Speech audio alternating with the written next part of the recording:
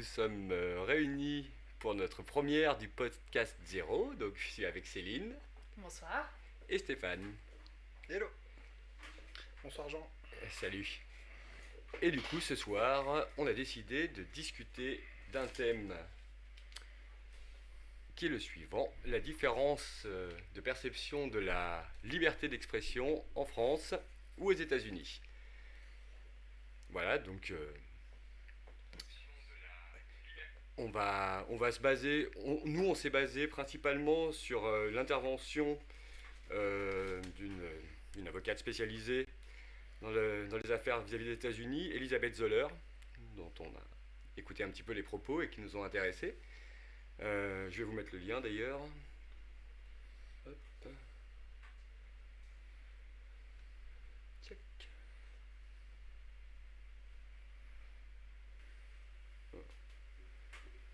Je vous le mettrai juste après. Voilà. Bon, la liberté d'expression, c'est quelque chose qui nous paraît. C'est pas la seule source. Pardon ? Bon, la liberté c'est pas la seule source. C'est quelque chose qui nous paraît. Non, effectivement, c'est pas la seule source. On s'est beaucoup basé sur celle-ci. L'autre, c'est un documentaire en anglais, du coup. Shocking Fire, Stories from Age of Free Speech. Donc ça date un petit peu plus. Il me semble que ça a principalement été inspiré par 2009, je crois. T'as un bruit. 2009. C'est une vidéo qui s'est lancée, je crois. C'est une vidéo qui s'est lancée, je crois. Très bien. Si on peut le dire. Voilà, donc en 2009, oui, c'est possible. Ouais, 2009, c'était un peu suite aux attentats. Voilà. Oui, bah, plus C'est- que suite. Oui, c'était longtemps après, mais. Même si, mais Suite à le ça. documentaire effectivement aborde d'autres sujets que le terrorisme, mais c'est effectivement ça qui l'a motivé. Mm, mm. Voilà. Donc comme je disais, souvent on parle facilement de la liberté d'expression, ça nous paraît un concept évident. Or en fait, là en réfléchissant un peu, on constate que c'est pas si évident et surtout c'est pas forcément partagé d'une culture à l'autre, même si elles ont beaucoup de points communs. Donc voilà, on va s'intéresser à cette différence. Je ne sais pas si vous avez déjà une définition, celle qui vous était votre définition de départ de la liberté d'expression. Si vous voulez nous la présenter vite fait. En France, j'entends du coup dans notre société à nous, celle qui nous est habituelle, celle avec laquelle on a grandi, celle qui nous paraît, entre guillemets, naturelle et un droit assez fondamental, il me semble. Euh, Moi, j'ai grandi dans l'idée que euh, on pouvait, la liberté d'expression, ça voulait dire qu'on pouvait parler et qu'on pouvait vraiment tout évoquer et que les gens pouvaient dire ce qu'ils voulaient et que c'était un droit. En fait, je crois que plus qu'une définition, ce qui a été véhiculé dans ma famille et par mes parents, c'est le fait que la liberté d'expression était un droit fondamental et que ça se devait d'être respecté. Et surtout, il y avait une idée, je pense une fierté derrière, de se dire que la France, c'était le pays des droits de l'homme et aussi le pays de la liberté d'expression. Et ça m'a pris beaucoup de temps, je pense, à l'âge adulte pour déconstruire cette idée et me rendre compte que la liberté d'expression en France, et là je le découvre encore, je l'ai encore plus découvert en regardant les... Attendez, excusez-moi, j'ai un petit souci de micro, comme on débute, j'apprends à me placer, voilà, et je peux pas regarder, Non, mais je faut voyais pas que se je regarder, pouvais, effectivement. c'était quand même plus sympa de vous voir un peu et de pouvoir discuter avec vous. Du coup, il y a vraiment enfin, je vois que c'est quand même une liberté d'expression sous condition, et en France beaucoup plus que aux États-Unis, il y a des lois qui régissent ça, qui sont très précises. Et ça m'a permis de réfléchir à comment je la voyais et comment je l'entendais et comment en fait c'est réellement vu dans le pays dans lequel je suis née. Voilà, pour donner un premier petit aperçu. Ouais, moi de mon côté, j'ai l'impression d'avoir toujours eu cette perception, enfin toujours peut-être pas, mais assez rapidement dans ma vie, cette perception de liberté d'expression à plusieurs vitesses selon qui s'exprime. Et selon effectivement aussi les sujets, mais aussi selon qui s'exprime et dans quel contexte. Et ça m'a toujours semblé assez hypocrite de la part du système français de se targuer de cette valeur. C'est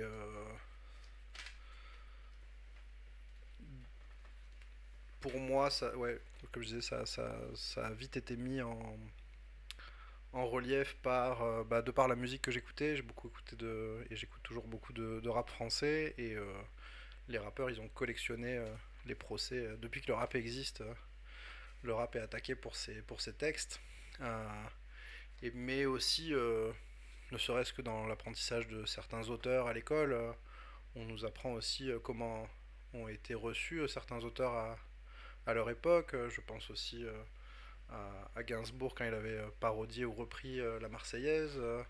On peut penser à Brassens qui a eu plein de soucis aussi avec certains de ses textes. Donc pour moi, qui ai toujours été un amateur de musique un peu contestataire, ça a toujours sonné un peu faux, cette idée de liberté d'expression.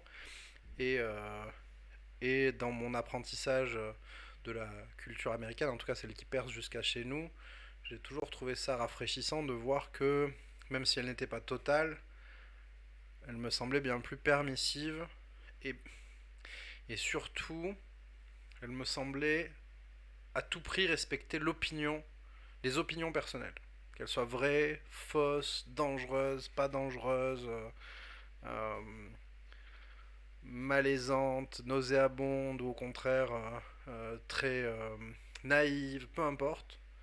Le fait d'avoir une opinion et de pouvoir l'exprimer, ça semble être au cœur de leur culture, et c'est a priori au cœur de leur constitution.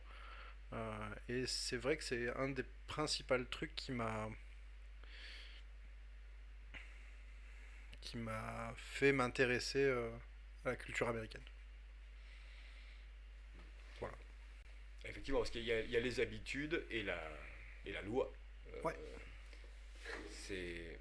Moi, j'avais assez peu connaissance finalement de la façon dont ça se faisait aux États-Unis avant de m'intéresser là au sujet.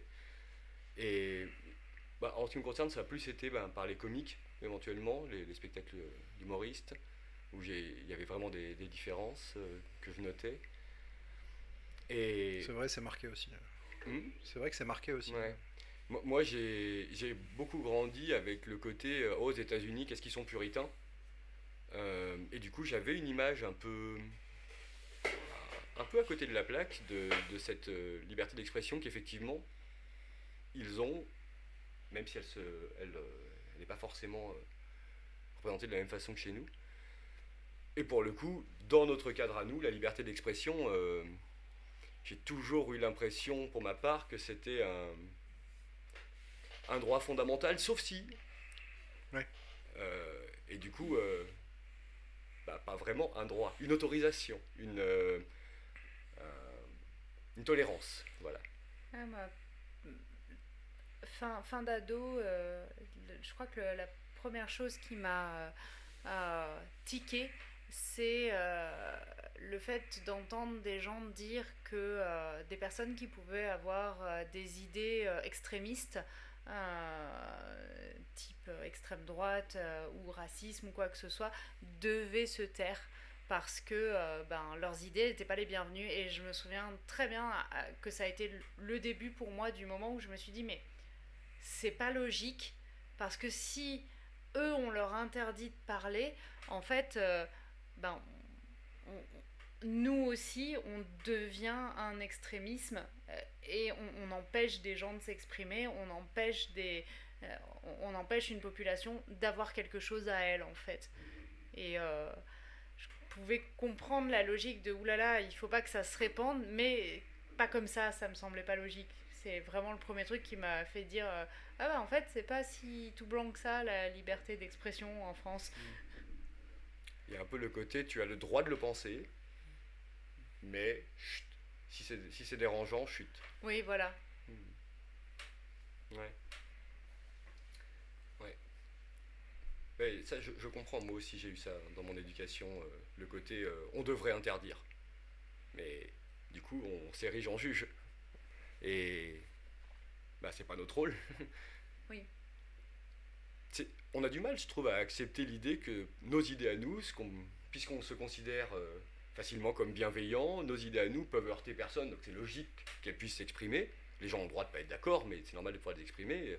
Quels critères on pourrait prendre pour interdire une opinion, pour interdire de transmettre une opinion moi, j'ai jamais envisagé ça, quoi. Enfin, je vois pas ce qu'on peut faire pour. Or, la loi, que ce soit en France ou aux États-Unis, pour le peu que j'en sais, dans les deux situations, il y a des exceptions à la liberté d'expression. Dans les deux cas, par exemple, quand c'est un appel à la violence directe, ça rentre dans le cadre de la loi et c'est interdit. Mais c'est quand même très spécifique.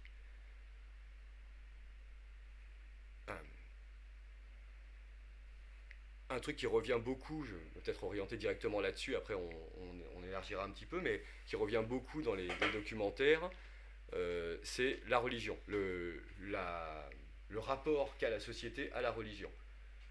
Et en France, il y a une religion dominante, n'est-ce pas? On est vraiment un pays chrétien. Aux États-Unis, c'est beaucoup plus multiple.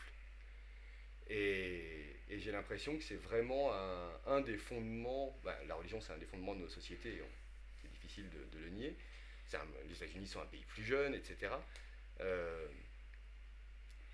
C'est très lié à cette liberté d'expression justement. Aux États-Unis, c'est beaucoup plus facile de trouver une minorité à faire taire, si je puis dire, il me semble.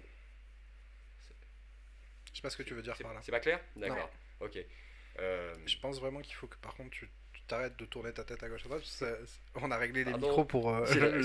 J'ai le réflexe de vous regarder. Et du coup, ouais, tu pourras regarder la diffusion par la suite pour nous voir. Ouais, mais je vous vois de temps en temps déjà. Mais je vais m'y attacher. Du coup, qu'est-ce que tu veux dire par faire taire une minorité?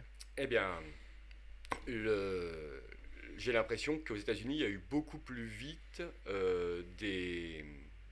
une certaine difficulté à faire cohabiter beaucoup d'opinions et pas seulement des débats entre deux grands camps, si je puis dire. Donc ce qui défend la liberté d'expression aux États-Unis, c'est le premier amendement, si je ne me trompe pas, qui dit bien que, en gros, on ne peut jamais porter un jugement sur ce que sur l'opinion des gens. On peut porter un jugement, mais on peut pas. Un jugement au sens légal, pardon. Oui, voilà. Ah oui, un jugement au sens. D'accord. On peut effectivement pas incriminer les gens pour leur opinion. Incriminer les gens pour ce qu'ils ont envie de dire. Pour l'expression d'une opinion, ouais.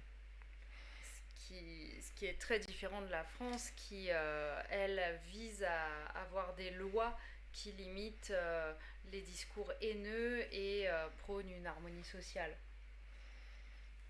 Oui, ou ne serait-ce que sur la religion, tu revenais. En France, la religion dominante, la religion historique, c'est le christianisme ou le catholicisme, mais la religion... ce qui est érigé en religion, c'est beaucoup la laïcité. Tout à fait, oui. Et du coup... c'est ce que je voulais dire par deux gros camps. Oui, mais au nom de cette laïcité, il y a souvent... du coup une plus grande tolérance pour la religion coutumière, le catholicisme ou le christianisme, que pour d'autres mouvements religieux, ne serait-ce que la manière dont on voit les mouvements religieux à part, style ce qu'on appelle les sectes en France, qui s'appellent aussi facilement sectes aux États-Unis, mais qui n'a pas du tout la même signification. Elle le disait beaucoup dans je sais plus comment elle s'appelle, Elisabeth Zoller. Ouais, c'est ça. Dans les moments où j'ai réussi à sortir de mon sommeil, parce qu'elle était quand même pas super captivante comme personne. Ça, elle a répété plein de fois, donc je l'ai bien eu. Je Un mettrai la seul homme version peut texte. être une religion aux États-Unis. Ouais. Tu peux fonder un culte autour de ta personne, autour de tes idées. Euh, un des meilleurs exemples, c'est la scientologie, hein. La scientologie, c'est quand même un auteur de romans de science-fiction raté qui s'est dit tiens, je vais être meilleur en gourou qu'en auteur. Il a repris tous ses écrits, il a dit ah, finalement c'est vrai, et c'est parti quoi. Globalement, c'est ça la scientologie. Euh, Ils n'ont pas de souci à être une entreprise florissante aux États-Unis. Euh, je pense pas qu'on ait beaucoup d'impact de la scientologie en France. Je sais pas si c'est une bonne ou une mauvaise chose. Euh, dans les faits, par rapport à la scientologie, j'en sais rien. Ce que je sais, c'est que sous couvert de ce contrôle, il y a, il y a des choses autorisées et des choses interdites. Les choses interdites, elles existent quand même. C'est-à-dire que des sectes, ça existe quand même, des sectes dangereuses, ça existe quand même. Il y en a eu qui ont fait des morts, il y en a qui font des, des, des endoctrinés, on va dire, et qu'elles soient autorisées ou interdites, elles existent. Donc du coup,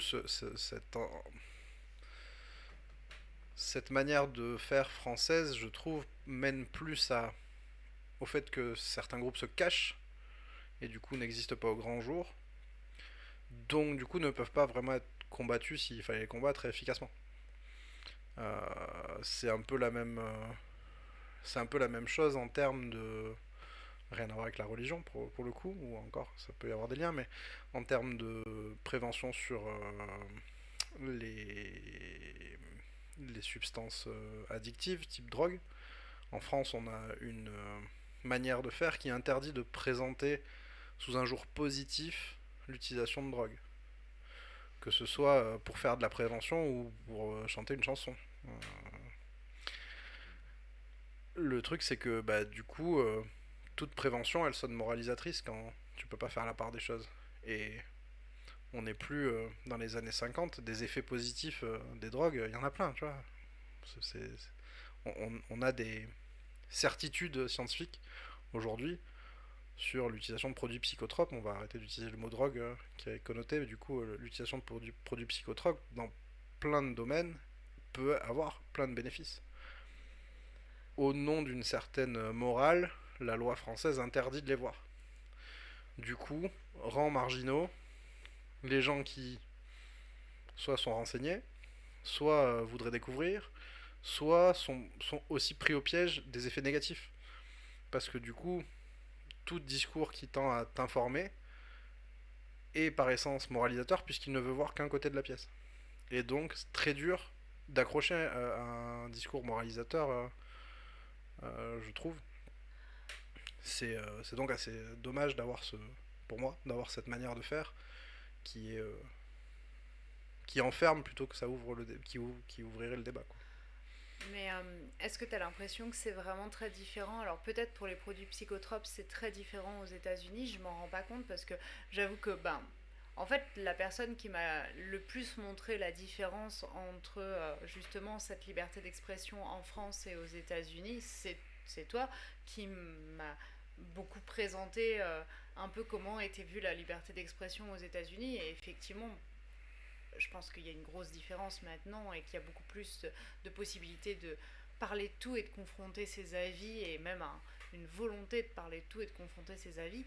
Par contre, quand tu parles de discours moralisateur par rapport aux psychotropes en France, moi je pense au discours et à la prévention ultra moralisatrice des États-Unis en matière de sexualité, où ce qui est dit, c'est pas protégez-vous, c'est pas de sexe, point. Ce n'est pas la seule qui existe. C'est celle qui est mise souvent en avant parce qu'elle est Ouais. marrante à voir de notre côté.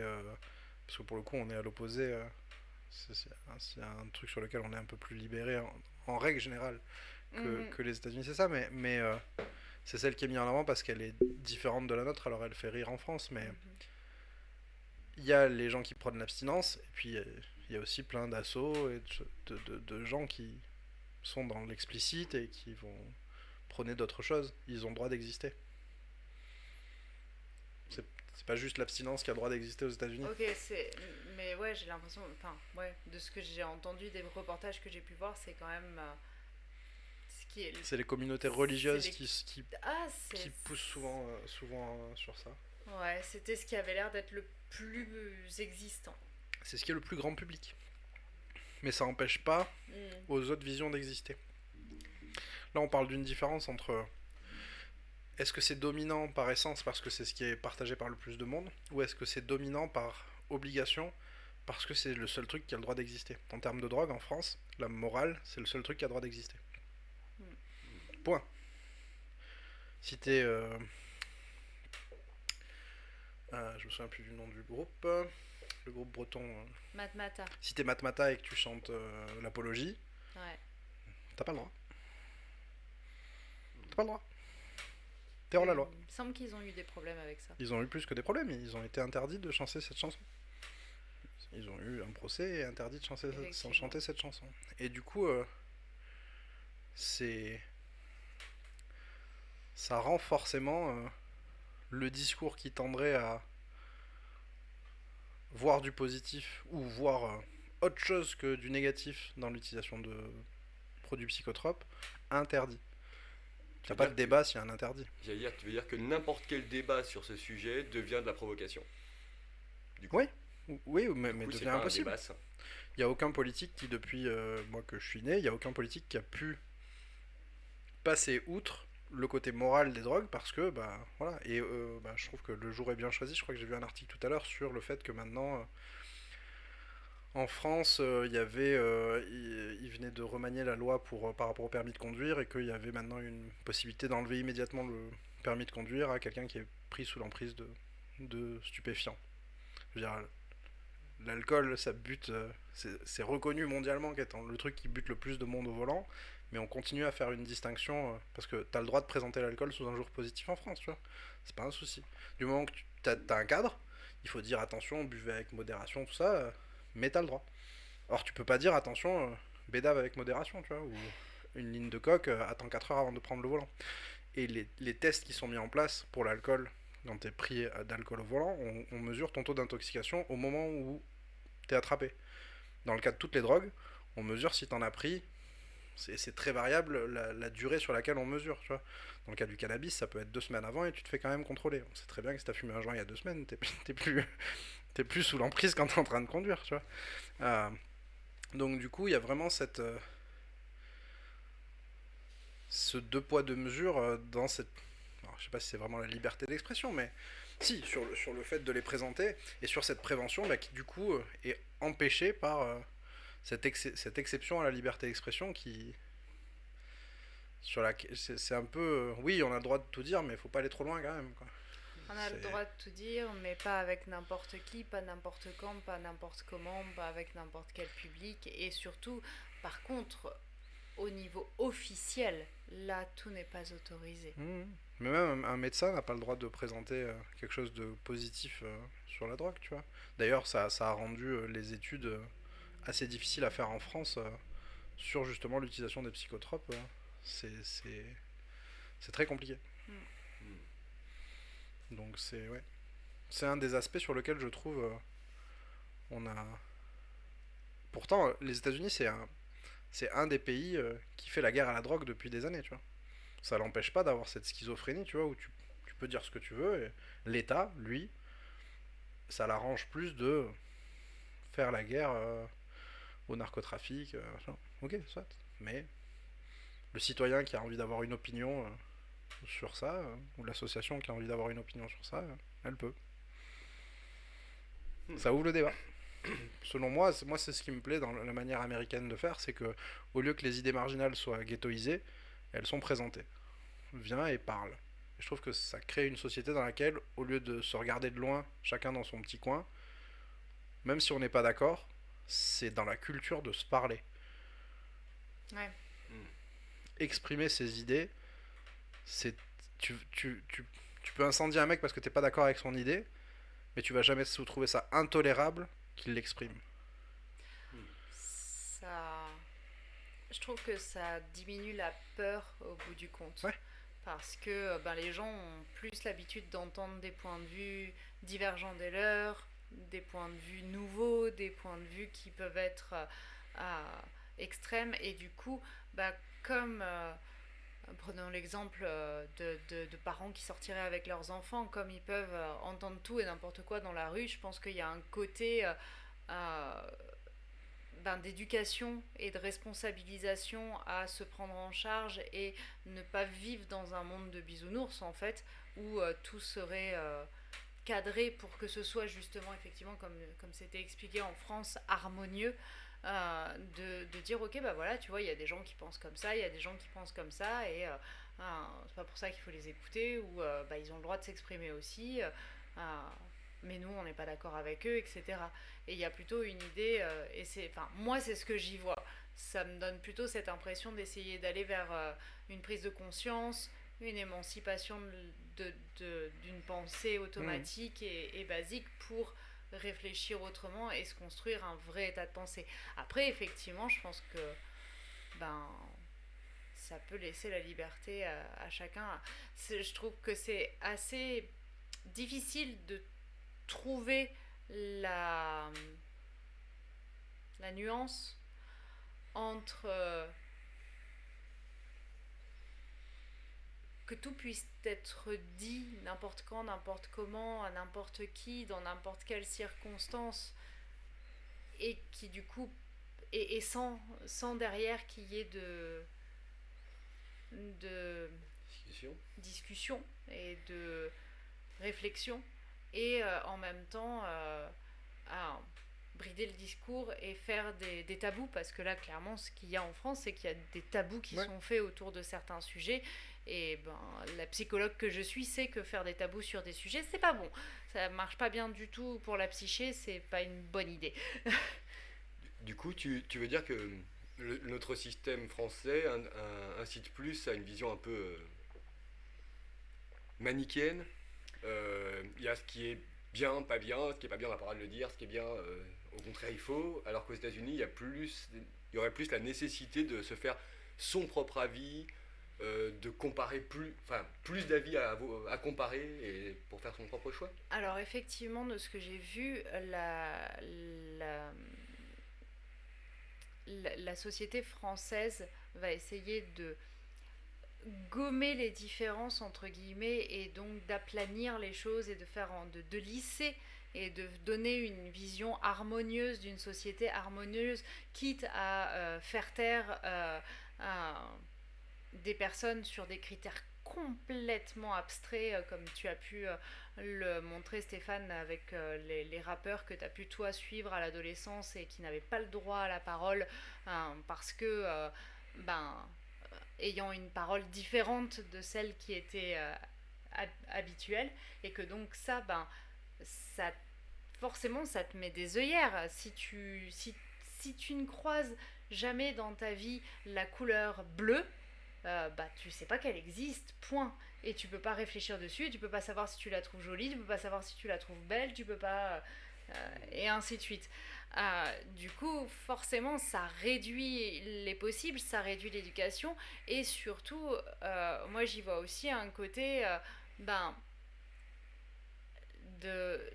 d'infantilisation et déresponsabilisation des gens, parce que c'est une protection envers la société, une protection de attention, il faut pas dire ci, il faut pas dire ça, ça pourrait choquer des gens, ça pourrait mettre des gens mal à l'aise parce que ça va leur rappeler leur propre histoire, ou l'histoire globale, parce qu'en France par exemple on n'a pas le droit d'aborder tout un tas de choses autour de la Shoah, c'est un fait, et ça fait que on fait croire à nos jeunes, à des enfants, qu'en fait, il n'y a personne qui pense différemment. Un consensus, ouais. Ça donne un consensus de ok, notre histoire c'est ça, et à aucun moment donné, ces jeunes ne peuvent imaginer que y a peut-être des gens qui nient l'existence de la Shoah. Parce que c'est caché. Excuse-moi, je finis de répondre. Tu m'as demandé si c'était... si pour moi j'y voyais plus d'ouverture aux États-Unis. Le truc c'est que je n'ai jamais mis les pieds aux États-Unis. Je vois les États-Unis à travers les séries, à travers les reportages, à travers les émissions.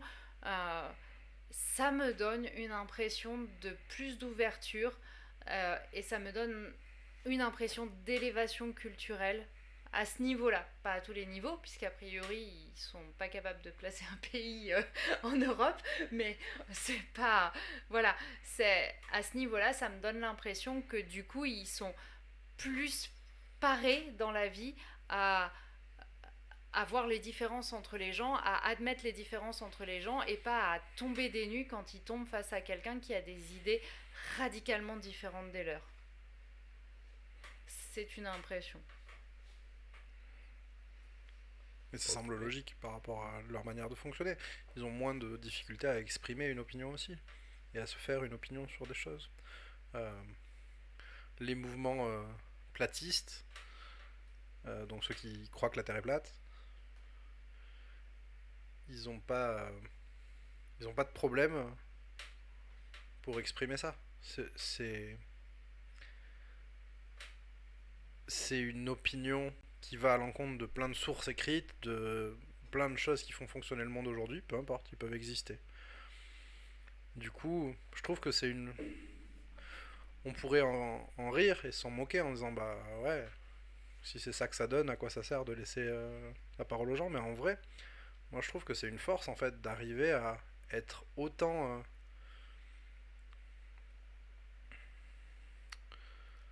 libre que de pouvoir penser à un truc qui est prouvé et reprouvé depuis des siècles et d'arriver et de pouvoir l'exprimer. Que ton gouvernement ne se mette. C'est pas ta mère en fait. Ton gouvernement, c'est pas ta mère qui t'éduque. Ton gouvernement, il te laisse faire tes choix, même si c'est des choix à la con. Moi, j'aime bien ce côté-là. Peut-être parce que je suis con. Du coup, ça me laisse plus de plus de chances de parler. Mais je trouve que ça offre une culture supplémentaire parce que celui qui a été élevé dans les sciences depuis sa naissance, de savoir qu'il y a des gens qui ne reconnaissent pas du tout son domaine de compétence et qu'ils ont le droit d'exister à côté de lui, ben, ça l'oblige à un moment à savoir vulgariser son discours s'il veut pouvoir parler avec des gens, s'il veut pouvoir ouvrir le débat avec ces gens-là. Il sait qu'ils existent et il est bien obligé de reconnaître cette existence et du coup, pour pouvoir, s'il le désire, discuter avec eux, s'adapter. Or, j'ai l'impression que en France, on a déjà du mal à parler à... Deux personnes n'arrivent déjà pas à se parler si elles sont de droite et de gauche, tu vois. Alors qu'il y a que eux qui voient, que c'est pas, qui voient une différence entre les deux, tu vois. Moi qui suis très dépolitisé, aucune différence dans tout le spectre politique. Ça me semble que des gens qui croient que la politique a un impact. Point. Que tu sois de gauche, de droite, d'extrême gauche, d'extrême droite, écolo, facho, pour moi, tout le monde est dans le même panier, ce sont des gens qui croient à la politique. Donc je vois pas de différence entre eux. Eux, entre gauche et droite, voient une telle différence qu'ils n'arrivent pas à parler. Et je trouve ça intéressant d'avoir la possibilité justement d'avoir un grand spectre, de pouvoir constater un grand spectre des opinions, parce que ça t'oblige un petit peu à, si tu as envie de discuter avec autrui, à essayer de te faire comprendre par quelqu'un qui est à l'opposé de toi. Je trouve ça intéressant. Je repensais l'idée de la liberté d'expression sous toutes ses formes, et certes, de ce côté-là, aux États-Unis, ils ont des droits de s'exprimer sur beaucoup de sujets. Clairement, par contre, leur liberté d'expression sur des trucs beaucoup plus basiques peut être complètement interdite. Les émissions aux États-Unis, le moindre gros mot, non seulement c'est un bip à la place, mais même la bouche à ce moment-là va être floutée. Ouais, mais c'est de la culture, c'est pas de la loi. Bah si, c'est de la loi, c'est non, la liberté d'expression. Mais c'est de la culture des différentes networks, c'est le network qui décide. Moi, mon audience n'a pas envie d'entendre ça ou de voir ça. Je m'adresse à une audience qui va mettre ses gamins devant la télé et j'ai estimé que les gamins, c'est de l'ordre, c'est pas légiférer, c'est de l'ordre de la décision de l'entreprise. D'accord. Du coup, c'est très différent pour moi.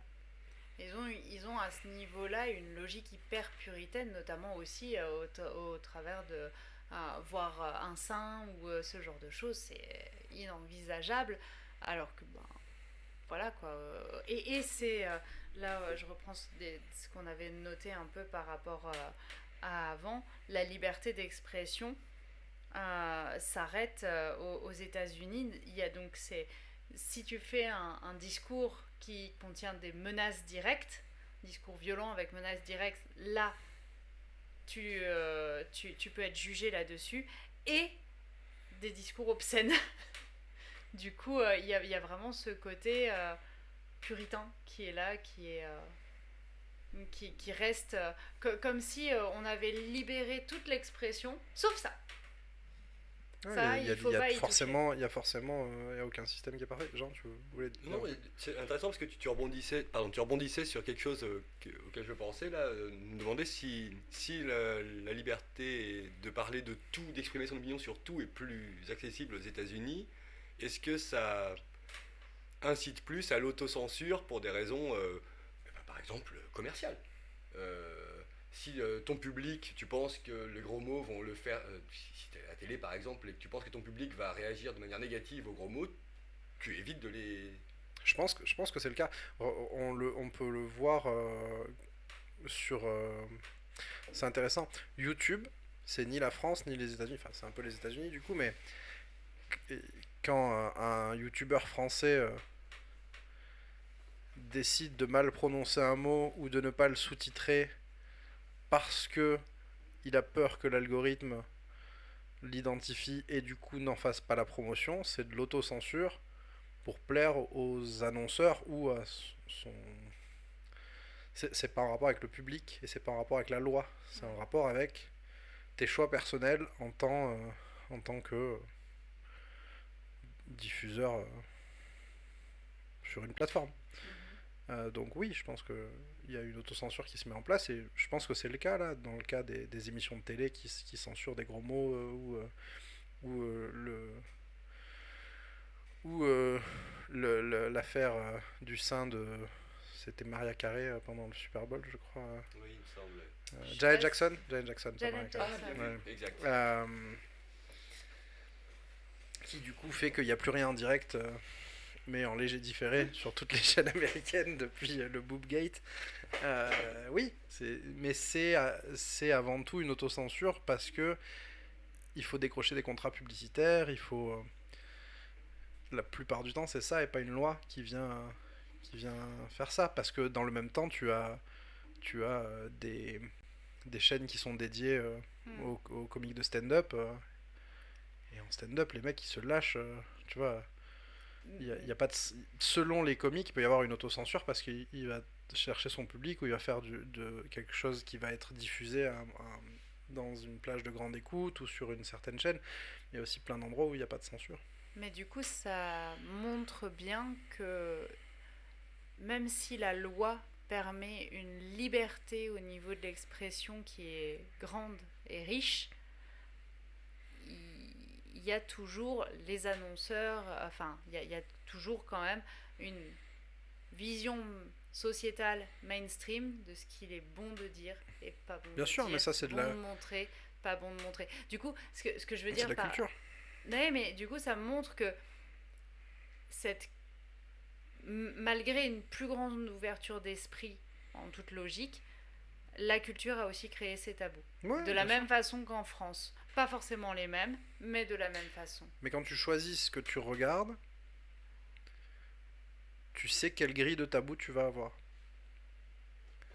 Si tu parles avec un mec à un bar, ou si tu regardes un talk show sur une chaîne à 13h, ou si tu regardes une émission sur du câble à 2h du matin, tu peux lire la grille des tabous. Du coup, si tu vas à l'église ou si tu vas à ton club de foot, c'est pas la même grille de tabous. C'est pas, tu vois ce que je veux dire? Et du coup, c'est toutes les opinions qui sont représentées. À un moment, tu peux avoir l'opinion de ne pas vouloir de grossièreté, toi, dans ton expression ou dans l'expression des autres, et tu veux vivre dans un monde sans grossièreté. C'est une opinion. J'ai l'impression que ça reste l'opinion la plus mainstream. Possible, c'est sûrement l'opinion qui est la plus safe pour les annonceurs publicitaires, et comme le commerce c'est celui qui régule tout, c'est très certainement vrai.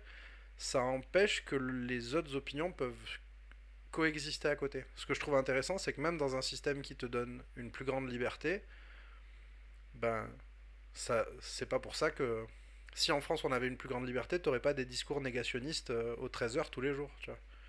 Même si c'était pas puni par la loi, ce serait sûrement pas le cas. Il y a assez peu de chances. Peu probable.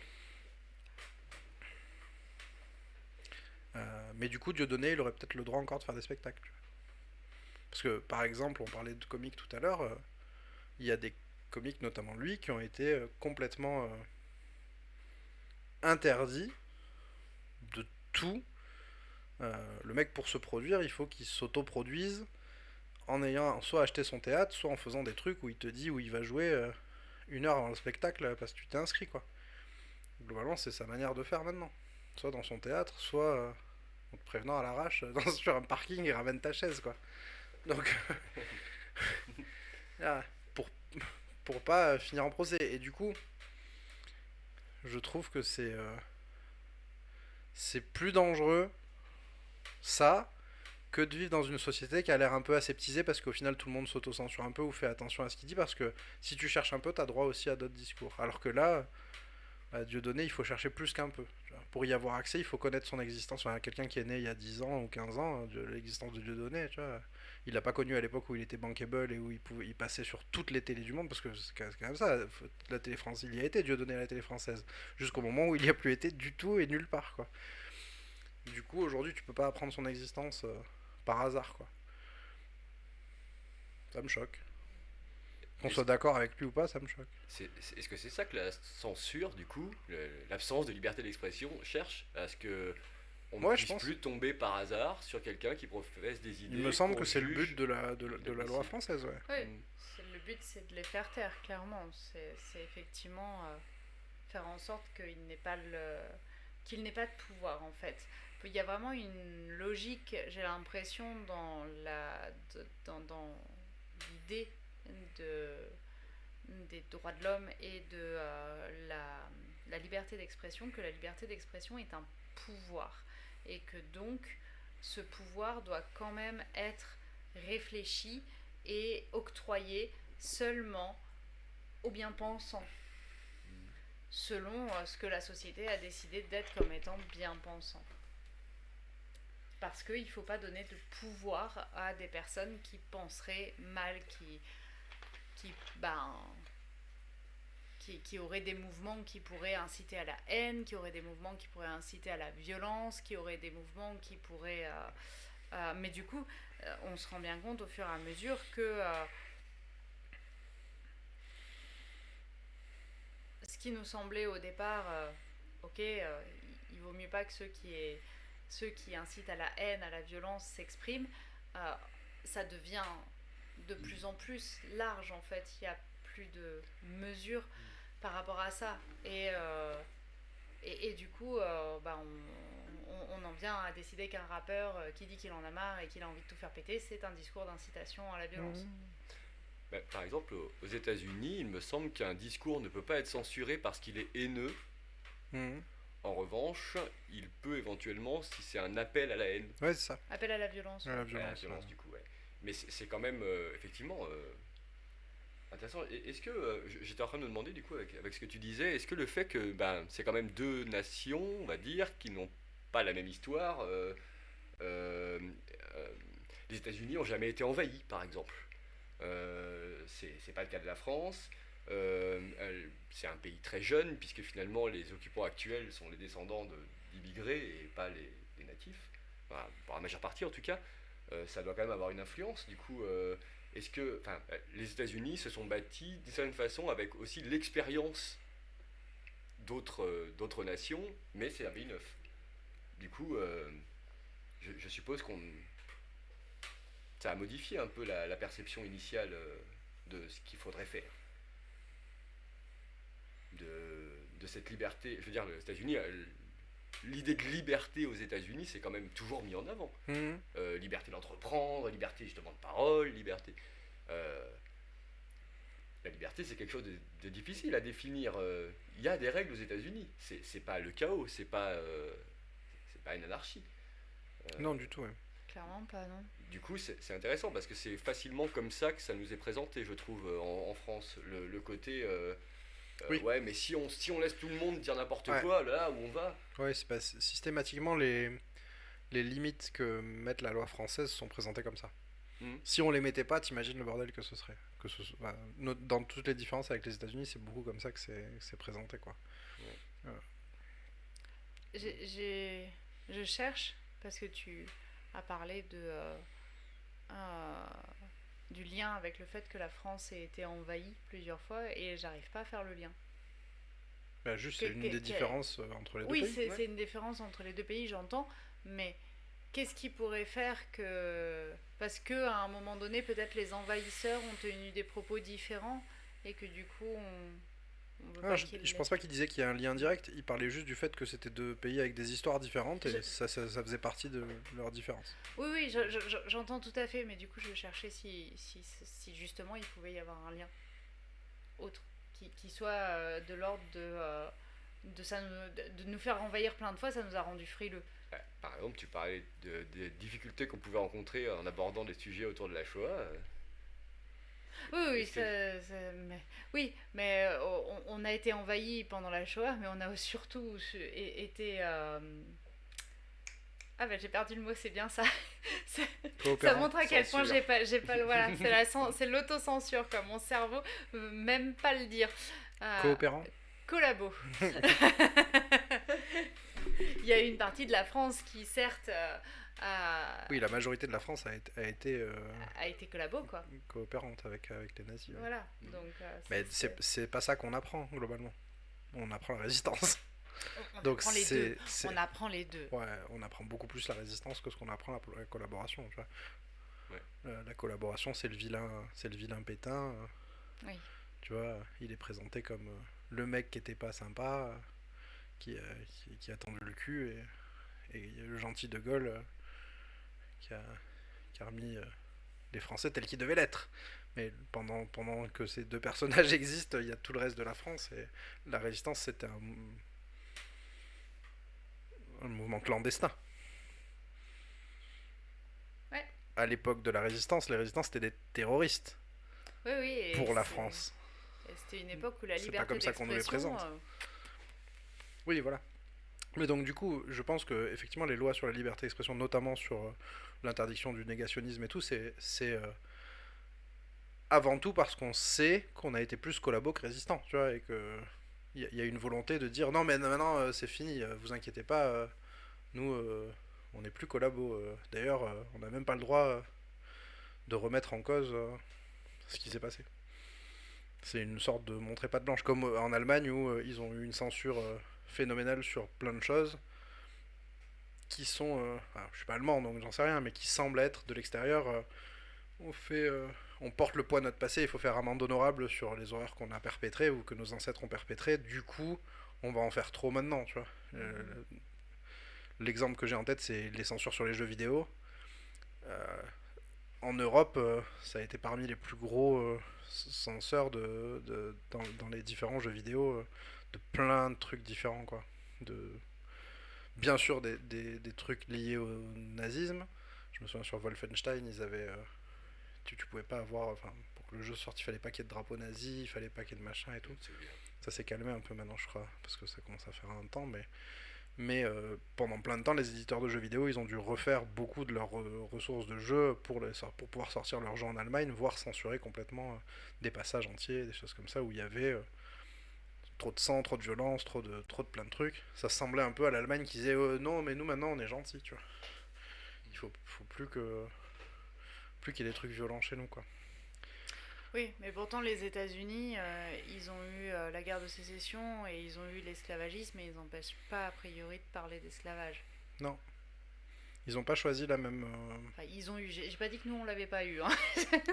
On l'a pas eu de la même manière. Voilà, c'est pas de la même manière, mais. On a plus eu de colonies que ce qu'on a eu d'esclavage. Ouais. Mais oui, ils ont pas la même approche, globalement. Disons que de tout ce qu'on dit, il me semble que aux États-Unis ou en France, l'autocensure c'est quelque chose qui existe effectivement, mais c'est pas vraiment les mêmes raisons. Aux États-Unis, ça va être un choix plus calculé, il me semble, encore une fois, pour plaire à une certaine audience, pour toucher. Là où en France, il y a un peu le côté, oulala, dans le doute, euh, c'est peut-être risqué, et du coup, tu en parlais, tu l'évoquais un peu tout à l'heure, ça crée encore plus, je trouve, de censure. Je sais pas, à l'heure actuelle, décrire quelqu'un en disant il est noir, ça peut être difficile. Ouais. Ah, c'est pas un jugement, mais, Ouais, mais, c'est vrai. mais ça. Ouais, est-ce que je suis dans les clous alors que ça devrait pas. Enfin, moi, il me semble que ça devrait pas être une question. Ouais, effectivement. Euh, C'est sur... Après, là, on D'ailleurs, en voit... France, juste, on a Vas-y. remplacé il est noir par il est black. Ça c'est passe. plus facile. Parce que c'est pas, ça a pas le stigmate c'est pas la même langue, ça fait bien. Mais de fait, Mais, on a du mal avec, et avec ça. c'est compliqué, ça fout les jetons. Je veux dire, pour moi, j'ai le souvenir enfant, début d'ado, de pas savoir comment m'exprimer à ce niveau-là. Parce que, venu du fin fond de ma campagne où des personnes noires, il n'y en avait pas beaucoup, voire pas du tout, et de pas d'avoir les remontrances des gens autour de moi parce que je pouvais dire un noir et que non, il faut dire un black et qu'après je pouvais dire un black mais que non, c'était de l'appropriation culturelle et que ainsi de suite et de me dire mais ok mais à un moment donné si on me demande de décrire quelqu'un et que sa couleur de peau elle est noire, ça va être quand même vachement pour le décrire à un moment donné. Bah, C'est pas le seul truc, mais si quelqu'un est blond, je vais le dire que c'est un blond, quoi. surtout que dans une population à grande majorité Oui, blanche, voilà. noir, c'est un point de repère. Alors que blanc, non. On a souvent cette idée, oui, mais quand il est blanc, tu précises pas. Parce que c'est pas une exception. Là, c'est inhabituel, donc il y a une raison. Mhm. Mais tout ça, je pense qu'on est tous d'accord là-dessus. Il n'y a pas vraiment à en discuter, n'empêche que on peut encore l'avoir. Oui, ah oui, oui. On peut aussi se demander des fois. Là, on va même plus loin, parce que maintenant, on peut plus dire non plus c'est un homme ou c'est une femme, c'est devenu compliqué. Donc ça va au-delà de il est noir ou il est blanc, tu vois. Tu peux plus préjuger du genre ou du sexe de la personne Ouais. sous peine de potentiellement froisser pour l'instant. Je sais pas au niveau de la loi où ça en est en France de Ah, ce côté-là. en France, je crois pas que ça ait beaucoup changé. Peut-être que les auditeurs qui nous écoutent ont plus d'infos là-dessus, mais je pense pas qu'il y ait pour le moment des infos plus fraîches sur Mais des lois qui pardon, du coup, je auraient... t'ai coupé, Jean. Ah oui, Non, non, peut-être moi aussi qui non, aurait, non, faites. qui aurait popé par rapport à ça, mais c'est vrai qu'il y a de plus en plus de warnings, d'alertes sur tous les messages qu'on peut voir au niveau social. Tara voudrait participer a priori C'est sa liberté d'expression. de pour pour que les gens se sentent inclus, pour pas les heurter, etc. Et euh, bah oui, c'est la question, c'est jusqu'où ça peut aller d'avoir un discours lisse Ouais. qui va lisser les choses et qui va faire que personne se sente heurté, personne se sente touché, notamment dans l'humour dont toi tu parlais tout à l'heure. Comment gérer l'humour sans toucher jamais personne ni Oui. quoi que ce soit. Et pourtant, la cancel culture, elle vient des États-Unis. Du coup, c'est un peu le paradoxe Oui, du et truc. surtout parce Mais que elle vient pas du gouvernement. on le voyait dans... on le voit aussi dans le deuxième reportage là qu'on a... Charity and Fire. Voilà. J'ai mis le lien en On a deuxième. vu que là, si le gouvernement, après les attentats, avait réduit les possibilités de liberté d'expression très très fort a priori. Alors apparemment, on a un commentaire qui nous dit qu'il n'y a pas plus de lois en France qu'aux États-Unis, pour autant qu'ils sachent. De loi concernant. Ah, le mégenrisme.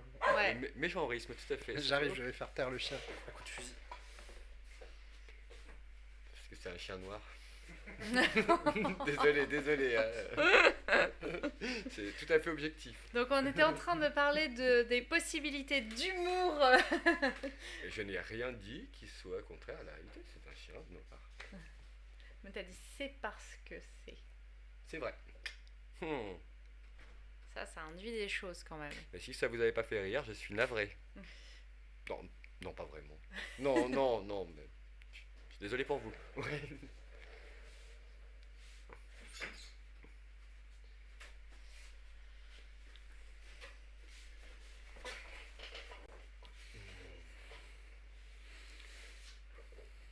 Du coup, Je suis oui, de je retour.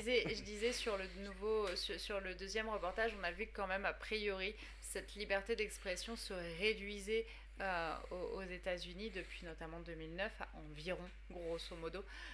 Il y a eu effectivement, suite à ça aussi, l'apparition de la cancel culture avec le côté. Je sais pas si c'est suite à ça vraiment, mais il y a eu pendant un temps, en tout cas, suite aux attentats du 11 septembre, qui ont été pour le coup, tu le disais, les États-Unis n'ont jamais été envahis. C'est ce qu'ils ont eu de plus proche Ouais. de. De Entre, l'envahissement. il y a Pearl Harbor et il y a ça, quoi. Tu vois. C'est les seules fois où ça s'est passé sur leur sol. Ils n'ont pas été C'est envahis, ça. mais la guerre était chez eux, entre guillemets. Et, Quand même. et du coup, ça a été. C'est New York qui était une ville emblématique. Enfin, il y a eu une réponse à ce traumatisme et il y a eu une réponse qui a été un repli patriotique. Et ce repli patriotique, il est passé par effectivement regarder un peu de plus près qui exprimait des idées patriotiques ou pas. Donc il y a eu cet œil plus avisé sur les propos tenus pendant un certain temps, qui j'ai l'impression a duré une dizaine d'années à peu près, qui a donné lieu à sûrement plein d'abus, plein de choses, mais qui n'a pas changé fondamentalement sur le long terme, je pense. Encore une fois, hein, nous on donne nos avis. Hein. Moi non plus, je suis jamais allé aux États-Unis. Je suis cultivé de YouTube. Hein, donc si, si ce qu'on dit c'est de la merde, c'est normal. Mais j'ai pas cette impression. J'ai pas l'impression que ça a fondamentalement changé le cours de la liberté d'expression aux États-Unis. Certes, elle s'est réduite pendant un moment. Elle s'est réduite pendant un moment où il y a plein de gens qui n'avaient pas envie non plus de rigoler vis-à-vis de ça. Tu vois, ça a été un peu. J'en ai l'impression, ça a été une méthode de regroupement, de reconstruction par le on fait corps. Ouais. On nous a touché à un endroit qui était sensible et qui semblait invincible. Ok, il faut qu'on se. On n'a on a pas le temps pour les conneries là. On va se regrouper et faire corps en tant qu'Américains. Depuis, le traumatisme me semble passé. Il me semble pas que ces dérives, s'il s'en est, du gouvernement de cette époque aient donné la cancel culture. J'ai pas l'impression, mais je peux me tromper.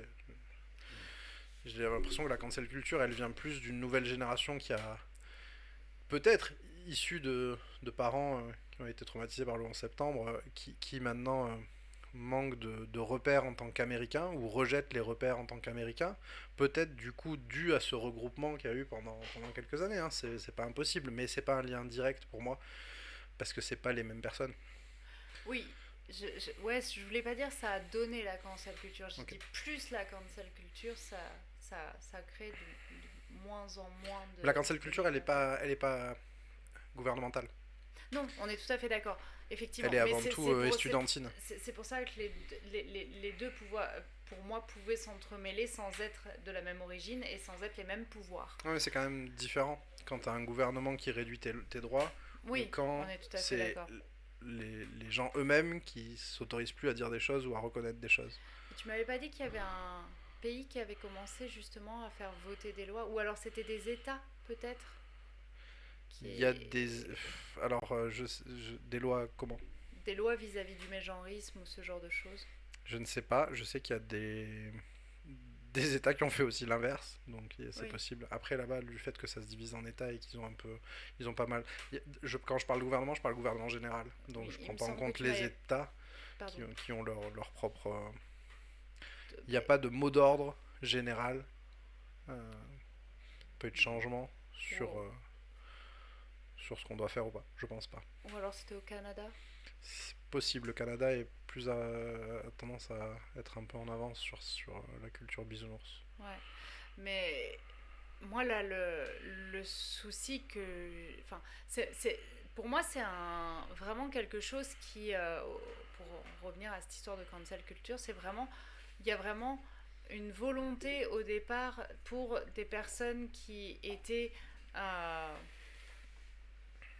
sais pas quel mot employer. Euh, qui étaient cachées, qui se Marginalisé. Ouais, marginalisées, c'est pas mal, mais qui avaient une certaine tendance effectivement à se cacher et à brider leur liberté d'expression parce que ça pouvait être quelque chose de remis en cause ou quelque chose sur lequel ils pouvaient subir des violences, ils pouvaient avoir des soucis par rapport à ça, qui se sont autorisés la liberté d'expression. Et ça, je trouve que c'est cool. Et qu'ils en parlent et tout, et qui se sont mis à brider la liberté d'expression d'autres personnes. Et je trouve que c'est hyper complexe comme question à ce niveau-là, et que ça montre qu'au niveau des États-Unis, c'est pas non plus tout rose, loin de là, parce que c'est quand même des personnes qui étaient marginalisées et qui ont vécu le fait d'avoir une liberté d'expression qui était marginale et donc moins bien vue, souvent réprimée, ou voire carrément réprimée, voire carrément vaut mieux pour sauver ses fesses pas en parler, qui maintenant s'expriment et qui maintenant ont la possibilité d'exister et en tout cas de se sentir exister à ce niveau-là, et qui du coup ça montre qu'à un moment donné, malgré la liberté d'expression, il y a eu répression, et qu'aujourd'hui il y a une autre forme de répression qui rentre en marche parce que les marginalisés prennent du pouvoir et qu'ils ont envie de faire subir le bizutage, enfin entre guillemets le bizutage, aux personnes qui les ont réprimés, donc les mêmes répressions aux personnes qui les ont réprimés. C'est un peu grossièrement ce que ça me donne comme impression. Du coup, ça vend pas du rêve, quoi. La liberté d'expression, ça remplace pas la confiance en soi, en fait. Ah non, on est bien d'accord là-dessus, mais c'est... Je pense que c'est le nœud de ce problème, il est là, tu vois. C'est que si t'as toute liberté de t'exprimer et que l'autre aussi, mais que t'as pas confiance dans ce que tu dis, il est plus simple d'interdire à l'autre de dire ce que lui pense que de vivre à côté de son avis. Et comme avant, t'étais pas forcément visible de l'extérieur, la confrontation des avis ne se faisait pas forcément. Si à un moment ton avis est encouragé, reconnu, ou du moins existant, et que tu sens que tu vas pas faire le poids face aux avis extérieurs, il est plus simple de criminaliser les avis extérieurs que de s'y frotter. Oui, après il faut voir que pour beaucoup la liberté d'expression, elle n'a pas pu se faire parce que le retour c'était des violences très fortes. Ouais, sauf que les violences envers les personnes homosexuelles ou trans, c'est pas non plus le gros des violences dans le monde, tu vois. La cancel culture, c'est beaucoup autour de ça. Ça a pu l'être à des moments donnés. Ça a pu l'être, mais on n'est plus vraiment dans ces années depuis un moment. Des icônes gays, il y en a depuis 50 ans, tu vois. Pardon, je vais pas vous interrompre. Vas-y. Comme on a un petit peu dérivé, et j'avais eu des commentaires intéressants du coup, mais je voulais pas vous couper. On t'écoute. On nous faisait remarquer déjà qu'il y a eu le Patriot Act effectivement après les. Ouais, c'est ça dont on parlait. Non mais juste pour citer le nom, parce qu'effectivement on l'a pas cité. Effectivement, il y a quelqu'un d'autre qui nous fait remarquer, c'est intéressant, la chasse aux sorcières menée contre les communistes aux USA dans les années 50, qui peut être un autre exemple de diminution des libertés d'expression. Ouais, effectivement, c'est intéressant.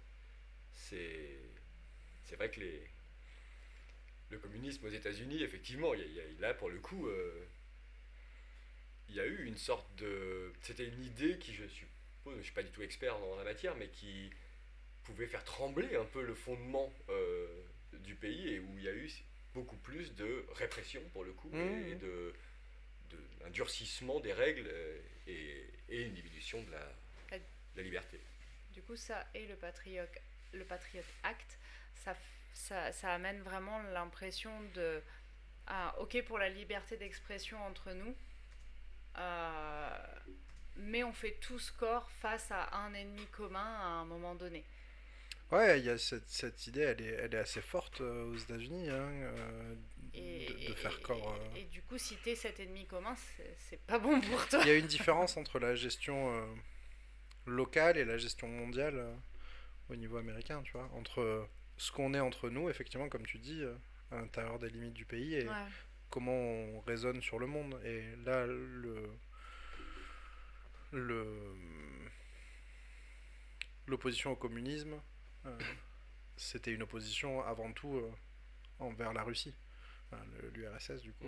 Oui, mais du coup, ça veut dire que toute personne pouvant avoir des idées communistes à ce moment-là a fait partie Toute personne de ces... influente. Pas toute personne. Bah, qu'est-ce que t'en sais? Bah, parce qu'on n'a pas mis juste les gens on n'a pas mis en prison. Enfin, dans ce cas-là, Et il me semble qu'il y a eu une chasse aux sorcières avec des dénonciations de voisins qui étaient quand même assez costauds. Je suis pas sûre. C'est un encore une souvenir fois, que personne j'ai, n'est sûr mais... de rien. C'est pas le but de. Ah, on n'est pas là pour éduquer les gens, hein. Nous, on n'est clairement pas là-dedans. Donc, du coup, faites vos recherches. Ne prenez pas ce qu'on dit pour argent comptant. On parle de nos impressions. Mais du coup, j'ai j'ai l'impression que c'était c'était pas une idée populaire de toute façon. Euh, Pareil pendant l'opposition à la guerre du Vietnam euh, aux États-Unis, il y a des gens qui pour ces idées ont eu des soucis. Il y a quand même eu blindé de manifestations de gens qui ont pu manifester et se prononcer contre la guerre du Vietnam sans être mis en prison. Tu vois ce que je veux dire? Que des gens qui aient de l'influence aient eu plus de soucis que d'autres, je le crois et je pense que c'est le cas. C'est pas chaque personne qui n'était pas. Il y a une bien plus grosse répression aujourd'hui en Russie contre les idées anti-gouvernement russe que je pense qu'il y a eu aux États-Unis contre les communistes à l'époque. Ouais, Je suis là, quasi sûr. c'est un extrême, là. Ouais, c'est le face de la pièce, quoi, tu vois. Pour le C'est un coup, extrême. la Russie, elle est. C'est pire. Avant Oui. qu'elle décide d'accord. d'aller taper sur l'Ukraine, la Russie, c'est un partenaire de commerce de plein d'États européens. Enfin, tu vois, en ce moment, ils sont pas trop en odeur de sainteté, mais si on reprend il y a 3 ans, c'était pas les plus aimés, mais c'était pas non plus, pour le coup, la Corée du Nord, tu vois. Ils étaient pas mis au banc de la société ou au pilori. On voulait bien discuter avec eux. Ils sont invités aux sommets mondiaux, tu vois. Pourtant, la Russie, ils sont pas tendres sur. Tu peux pas t'exprimer contre le gouvernement, point, tu vois. On nous fait remarquer vite fait qu'effectivement, il y avait, c'était pas uniquement une opposition à la Russie probablement, mais que le communisme et le côté le modèle hyper capitaliste des États-Unis, ça s'accordait pas. Ouais. Ça joue effectivement Mais c'était sûrement beaucoup. c'était deux cultures, effectivement, opposées. Ouais, effectivement, bien vu. J'ai pas souvenir qu'en France, il y ait eu une opposition comme ça massive envers, envers une idée, un fonctionnement, pas un pays, parce que là du coup c'est pas un pays, mais envers une façon de voir les choses, on va dire ça comme ça. J'ai pas le souvenir d'avoir vécu ça De la en part du ayant gouvernement, vécu. tu veux dire? Je sais pas. Ah, on est tous les trois français, du coup, tous les trois de la même époque, on a tous les trois vécu. Il y a une opposition. Ouais, non, je sais pas. Il y a une culture d'opposition à l'extrême droite. Ouais. Et au libéralisme à l'américain plutôt aussi quand même. Oui. Oui, Mais pas à ce dans la point-là, forme. c'est pas Ouais, quelque chose qui... Oui, ça. dans la forme. Dans la forme, on est d'accord. Mais c'est pas quelque chose qui est... Il n'y a pas eu comme ça de moment où on a descendu des idées ou une culture en masse, quoi. J'en sais rien. Je suis pas assez spécialiste de la culture française. Moi non plus, mais pour le coup, j'ai l'impression, quand j'étais gamin, j'ai l'impression qu'on avait une vision, alors c'est peut-être que dans la famille et les gens autour, hein, du coup, mais justement des États-Unis comme un pays un peu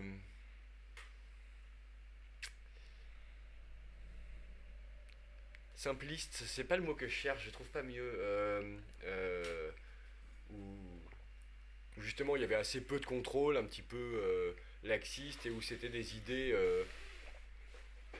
justement beaucoup issues de la religion, etc., qui décidaient plus ou moins de tout, et qu'il n'y avait pas vraiment de... On utilisait le terme de anti-américanisme primaire quand j'étais gosse, moi. Ce côté...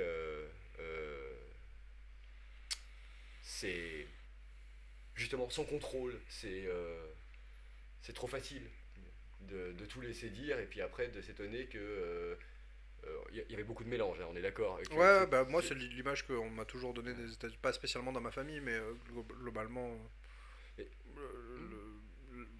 l'entourage, quoi, la société ça.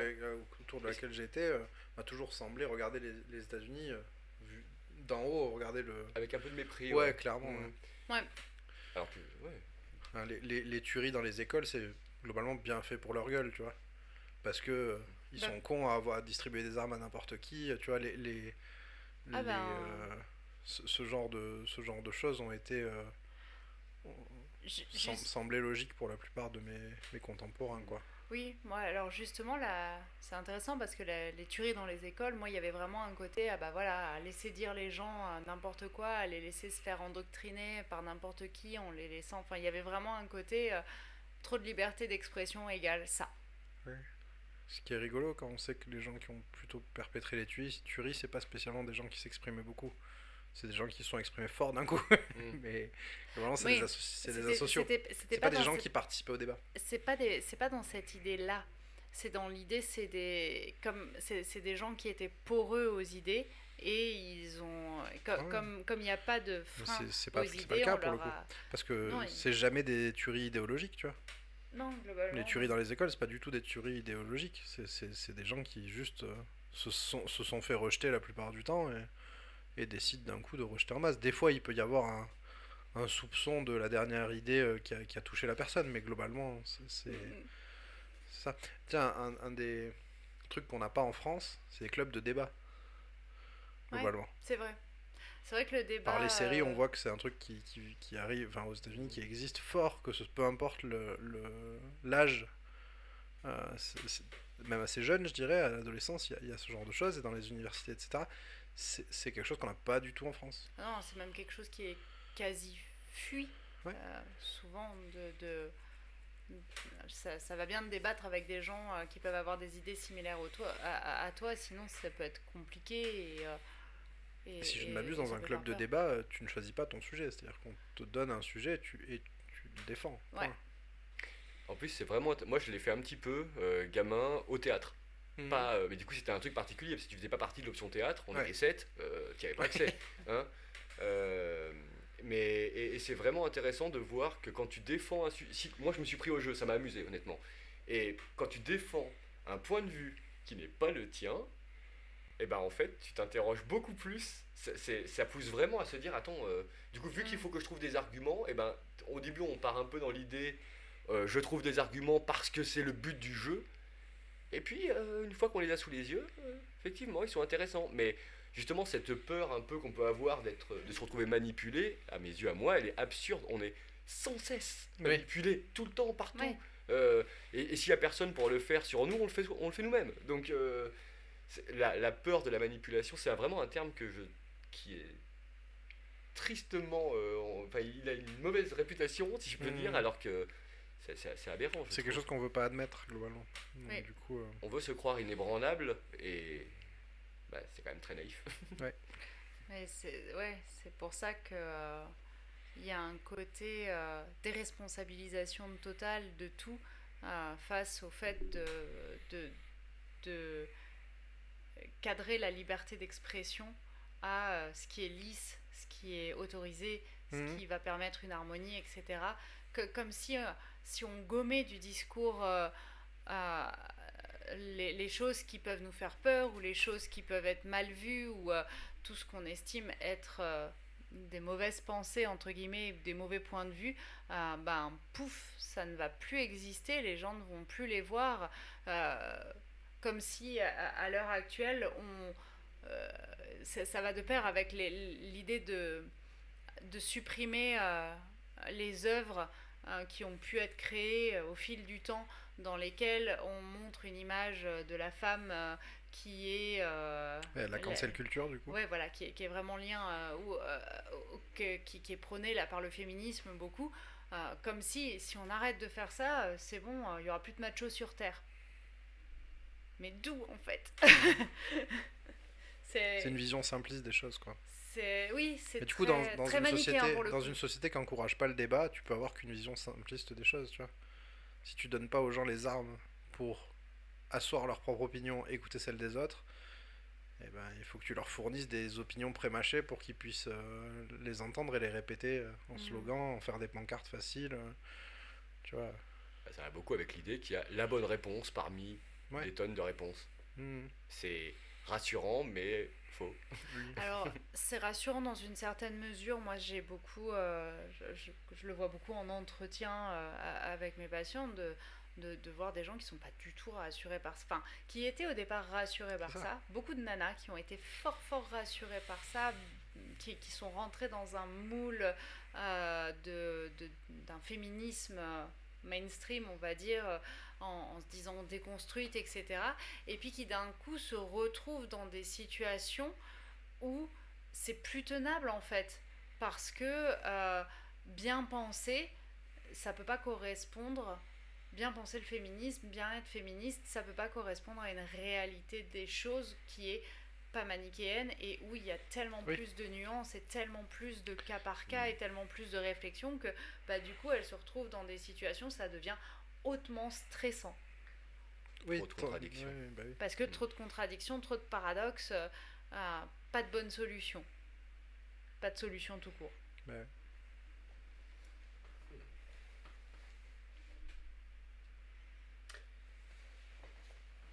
Et du coup, on en a beaucoup. Excuse-moi. Oui, pardon. Je trouve que c'est très en lien en fait avec la liberté d'expression parce que finalement, effectivement, c'est ce qu'est notre liberté d'expression à l'heure actuelle. Elle se modifie, elle s'étiole peut-être, je sais pas quel terme. Elle se délite. Si on peut pas renouveler le pot d'idées, forcément, ça se dilue. C'est-à-dire que du fait qu'il n'y ait pas de débat, ça rend les gens plus cons. Des gens plus cons vont moins mener au débat et moins avoir d'idées neuves. Du coup, il y en a de moins en moins. Du coup, ça rend les gens encore plus cons. Et donc, forcément, à force, t'as plus que des slogans à leur vendre qui répètent et dans lesquels, dès que tu grattes un peu, il n'y a pas de substance. Ouais. Et c'est globalement ce qu'il y a derrière les idées du féminisme 2.0 moderne. Il n'y a aucune substance la plupart du temps. Et d'autres courants, hein, mais tu parlais de celui-là, donc je rebondis sur celui-là. Il y a des slogans répétés qui tiennent absolument pas devant une discussion ouverte et qui du coup, face à une discussion ouverte, donnent uniquement un message pareil qui a été appris et répété: je ne suis pas là pour t'éduquer. Fais tes recherches. Ben oui, mais je fais mes recherches dans un pot dans lequel tout va dans le même sens parce que rien n'a été réfléchi réellement, mais juste posé là parce que c'est bien. Ça marche pas. Quand on parlait tout à l'heure des mouvements trans qui se sont beaucoup reliés justement au féminisme, quand on n'arrive plus à définir ce que c'est une femme sans utiliser le mot femme, il n'y a pas grand chose derrière un mouvement qui n'arrive pas à faire ça, tu vois. Qu'est-ce qu'une femme? Quelqu'un qui se prend pour une femme, c'est une définition circulaire, donc t'as pas répondu à la question. Et donc si l'autre option c'est je suis pas là pour t'éduquer ou tu es transphobe, oui, d'accord, mais c'est pas spécialement. Ça pousse pas à ni se comprendre, ni aller vers un débat, une discussion possible, étant donné que la première question qui est censée être celle qui pourrait donner ok, ben moi je crois qu'une femme c'est ça et toi tu crois qu'une femme c'est ça, ne peut même pas être résolue puisque un des deux ne joue pas le jeu. Ouais. Et ça pourrait être. Et c'est ce qui est assez, enfin, de mon point de vue, assez triste parce que il pourrait, enfin, la base, je trouve que ça part d'idées qui peuvent être novatrices, de réflexions qui peuvent être intéressantes, de tout un tas de choses qui peuvent renouveler très très fort notre société et faire évoluer très très fort notre société de plein de manières différentes. Le fait que la sexualité soit un spectre, par exemple, c'est très intéressant. Voilà, par exemple, c'est hyper intéressant. L'avoir transmis au genre, c'est une grosse connerie. Réfléchir en termes de féminisme, etc. Il y a plein de choses à faire, il y a plein de choses à creuser, il y a plein de renouvellements à faire dans notre société. Et ça a été très vite cadenassé avec des codes qui visent à rassurer les utilisateurs de c'est bon, vous avez la bonne formule, vous avez compris... Qu'est-ce que je peux mettre dans mon appli de rencontre globalement. Vous avez... j'ai la bonne case à mettre. Vous êtes... Voilà, déjà, vous avez la bonne case. Vous êtes dans une case et vous avez compris les codes et du coup, vous pouvez agir en société avec ces codes. Et alors que, pour moi, la base de ce truc, c'était, ok, on a des codes moraux qui sont à chier, arrêtons d'avoir des codes moraux. Et plutôt que d'arrêter d'en avoir, on les a renouvelés d'une manière qui est presque encore pire qu'avant. Parce que... pire, non, pas pire, mais différente et qui, du coup, n'a rien de novateur. C'est plus les mêmes. Mais ça n'a rien de neuf, ça reste des codes qui enferment des gens. Ils sont encore plus basés sur... Ils sont moins basés sur de la réalité. Quand tu as une société dite patriarcale qui tourne autour de, du coup, une place de la femme moindre, c'est bien ou c'est pas bien, on va dire que c'est pas bien, mais c'est basé sur une réalité. Beaucoup des choses qui font tourner la société sont mis en place par des hommes. C'est un fait, d'accord, que ce soit dans les métiers difficiles, tous les métiers qui font qu'on a un toit, de l'électricité, des poubelles qui sont ramassées, tout ça, c'est des hommes qui les font. Du coup, que les femmes soient secondaires dans cette société, c'est pas une chose chouette, et je pense qu'on peut inventer mieux, mais c'est basé sur une réalité. Quand le féminisme 2.0 cherche à renverser le truc, c'est basé sur une... j'allais dire illusion, mais il y a mieux encore. Sur un fantasme. Ouais, c'est ça. C'est plus basé sur quelque chose de concret. C'est basé en ignorant le concret, la situation qui t'a fait réfléchir au départ, tu te mets à l'ignorer et tu décrètes quelque chose et tu repars de cette base-là. Et c'est ce qui fait que pour moi c'est pire entre guillemets. Alors c'est pas pire parce que ça n'a pas beaucoup de conséquences en vrai, mais les bases sont plus fragiles parce que dès que tu essayes de les creuser, il n'y a pas de substance en fait. Et donc, ouais, c'est ça. Donc, c'est très vite compliqué de construire quelque chose sur du sable. Il faut un moment quelque chose de plus concret.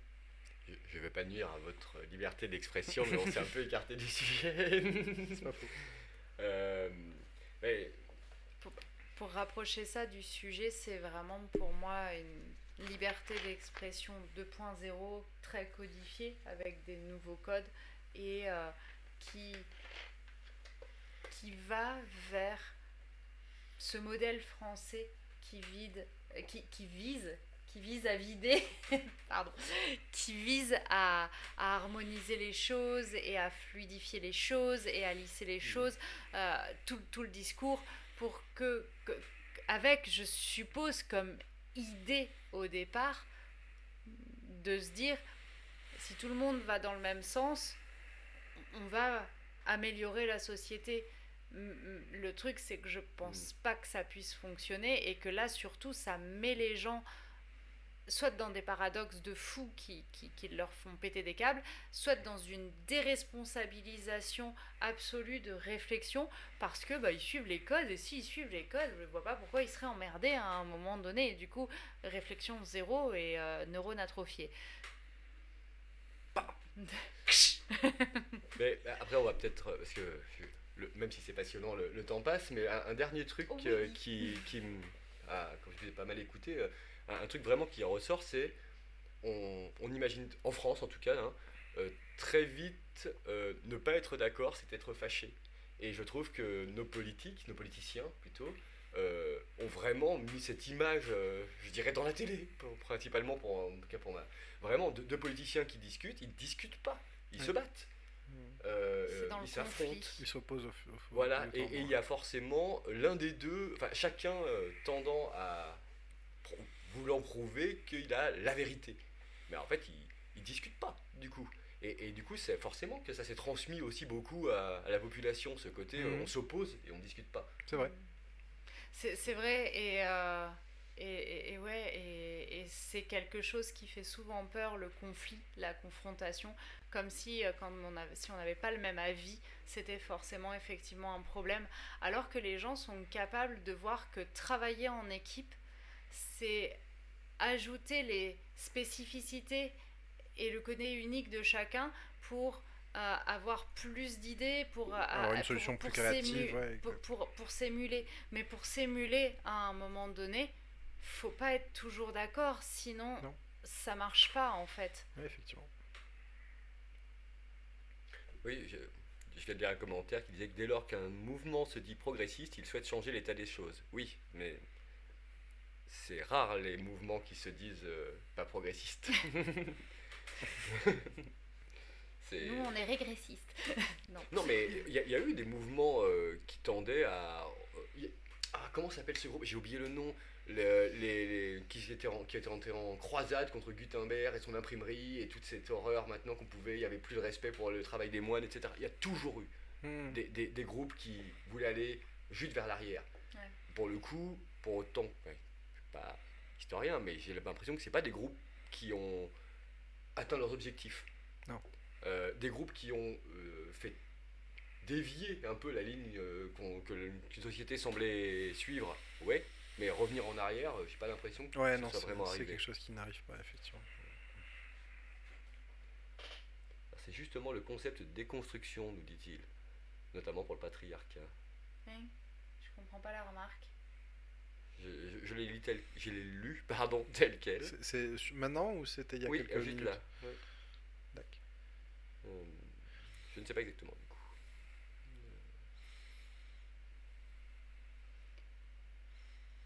Je sais pas. La suite va peut-être arriver. Ouais. Voilà. Je ne sais pas, moi de mon côté, on a fait un peu le tour de ce qui m'était venu à l'esprit. Et même beaucoup plus, grâce à vous, mais est-ce que vous voulez rajouter quelque chose Je te laisse commencer. Commencer à rajouter quelque chose ? Commencer à rajouter quelque chose si tu as envie. Non, j'ai rien de plus à dire.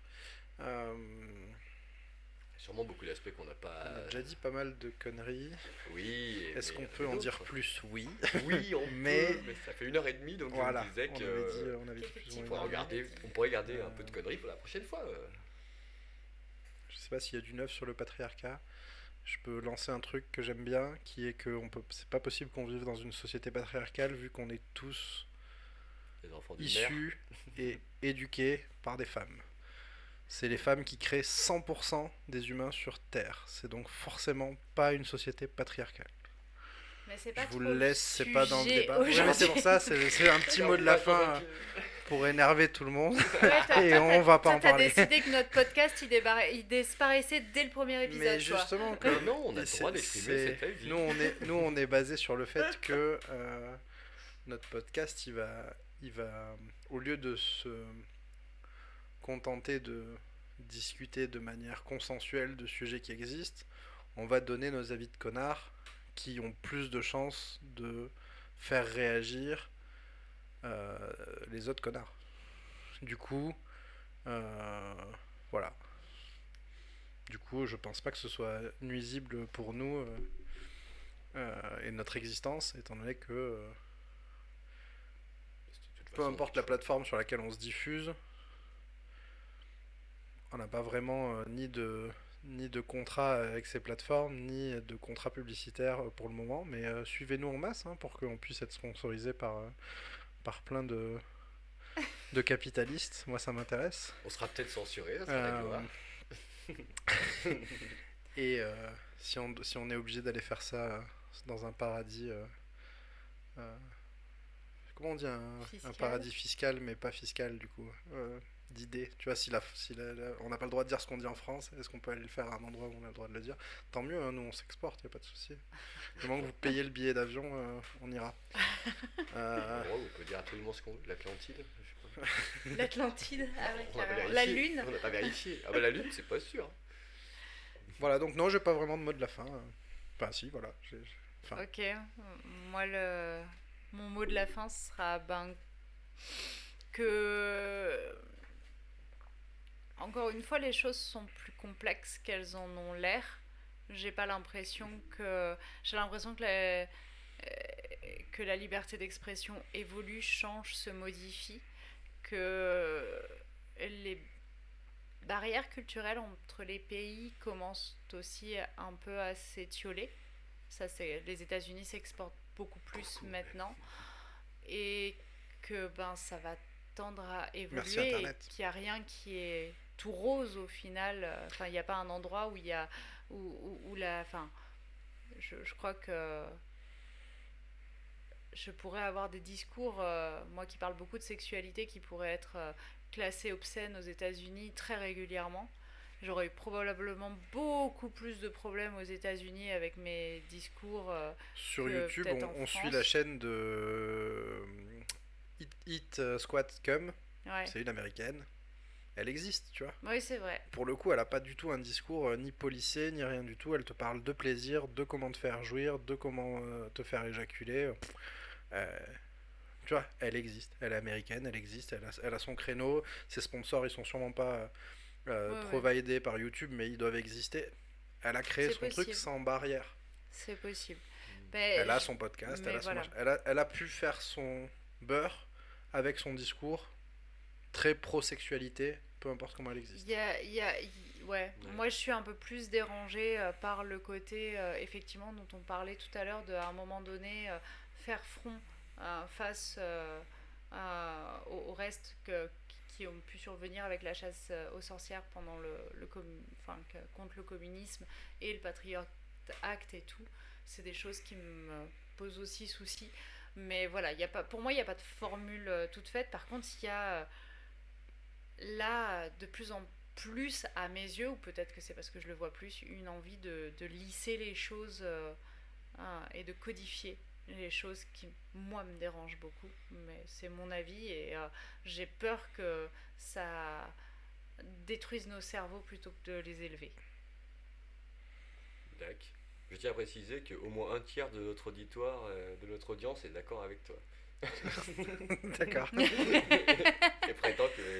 il nous précise que les mères de famille traditionnalistes ont longtemps été le fer de lance du patriarcat. Comme quoi, on est au moins deux connards. Il y a toujours une reine derrière un roi. Voilà. Merci, cher auditeur, d'apporter de l'eau à mon moulin. À toi de nous donner le mot de la fin. Écoutez, moi je pense qu'on va en rester là. En tout cas, ça a été 1h30 très agréable de discussion avec vous. Et merci à nos auditeurs de nous avoir suivis et d'avoir participé. C'est vraiment sympa. Si vous avez kiffé, faites-nous du bouche à oreille. Donc partagez-nous, essayez d'envoyer ça à vos connaissances. Ouvrez le débat, nous c'est le but en fait. C'est vous fournir un support qui vous fait dire le lendemain à vos collègues: putain, mais t'as pas entendu les conneries qu'il a dit hier, Stéphane? C'est pas possible, tu vois. Comment ces mecs ils peuvent.